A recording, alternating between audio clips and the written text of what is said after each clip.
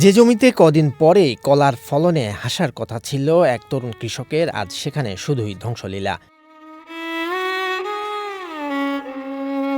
বুকের রক্ত জলকারা পরিশ্রম আর ঋণের বোঝা মাথায় নিয়ে শত রাতের ঘুমহীন চোখের স্বপ্নে সাজানো ছিল ২২ বিঘা জমির ফলন্ত কলাবাগান। কিন্তু কালবৈশাখী ঝড় নয়, পূর্বশত্রুতার জেরে এক রাতেই নওগাঁর পত্নীতলার কৃষক সাইফুলের স্বপ্নের বাগান পরিণত হলো মহাশ্মশানে। আমার নিজের জমি না, এটা কিছু নিজেরও আছে ওই পাশে, কিন্তু এটা মানুষের জমি। আমি আবাদ করতেছি ৯ থেকে ১০ মাস চলতেছে এই গাছের বয়স।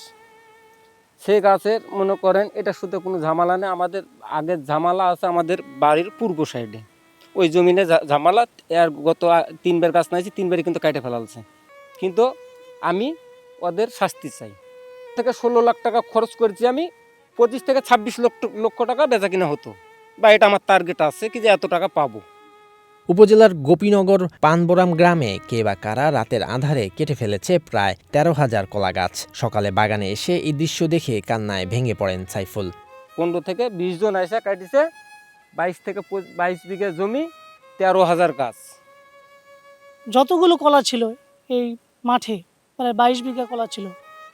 এই ২২ বিঘা কলারই সম্পূর্ণ কলাকে তারা এই কুচক্রী মহল এই কলাগুলোকে নষ্ট করে ফেলছে এবং এই কলাগুলোকে শুধু কাটছে, মুন্ডন করছে এবং উপর থেকে মুন্ডন করার ফলে একটা গাছও তারা রাখে নাই। বর্বরোচিত এই ঘটনায় হতবাক স্থানীয়রা। খবর পেয়ে ঘটনাস্থল পরিদর্শন করেছে স্থানীয় প্রশাসন ও পুলিশ। সকালে সংবাদ পাওয়া যায় গত রাত অর্থাৎ ১৯ আগস্ট দিবাগত রাতে পত্নীতলা থানার গোপীনগর গ্রামে একজন কৃষকের প্রায় ২২ বিঘা জমির কলা গাছ সম্পূর্ণ কর্তন করেছে। কে বা কারা করেছে সংবাদটা পেয়ে আমরা সরেজমিনে আমার পত্নীতলা থানার টিম সহ পরিদর্শন করেছি। তদন্ত সাপেক্ষে ব্যবস্থা নেওয়া হবে।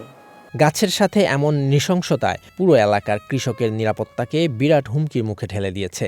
অপরাধীদের দ্রুত চিহ্নিত করে দৃষ্টান্তমূলক শাস্তির দাবি জানিয়েছেন ক্ষুব্ধ এলাকাবাসী। শরীয়তুল্লাহ, বৈশাখী সংবাদ।